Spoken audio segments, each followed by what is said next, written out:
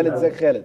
انا كابتن محمد ومرحب بالكباتن العظام اللي معاك. ربنا اهم يخليك. من النتيجه واهم من كل شيء مصلحه مصر، صح. واللعيبه تبقى كويسين مع بعضيهم. برافو عليك. دي اهم حاجه دي عندنا. ده أهم النتيجه 1-1. بس ليا سؤال عندك يا كابتن محمد بعد اذنك. اتفضل. انا اسماعيلاوي ماسك كابتن الاسماعيلي بالقاهره. في ماتش الاسماعيلي واسوان الكابتن اكرامي بتساله وبتقول له انت عاوز مين يفوز؟ انت يا كابتن اكرامي محايد في البرنامج تقول اتمنى التوفيق للفرقتين، ما تقولش انا عاوز. انا هقول لك، انا سمعت. طب انا هقول لك وجهه نظر، يعني هو مش قصده طبعا ويبقى متحمل على الاسماعيلي. انت سالت كابتن اكرامي في توقعاته، فهو بيتمنى بس الفوز لفريق اسوان على اساس ان هو فريق من الصعيد وبيبقى غايب لفتره كبيره جدا جدا على الدوري الممتاز، لكن الاسماعيلي فريق كبير وكلنا بنقدره طبعا، ما فيش شك طبعا يعني. اتفضل يا سيد، توقعاتك لنتيجه النهارده، المباراه النهارده ان شاء الله.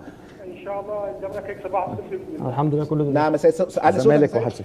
الزمالك 1-0 ان شاء الله ان شاء الله الزمالك يكسب 1-0. فكره لغايه دلوقتي خطوه ده زمالك بس. في رقم تاني هيجي اهلي دلوقتي، هيجي اهلي دلوقتي.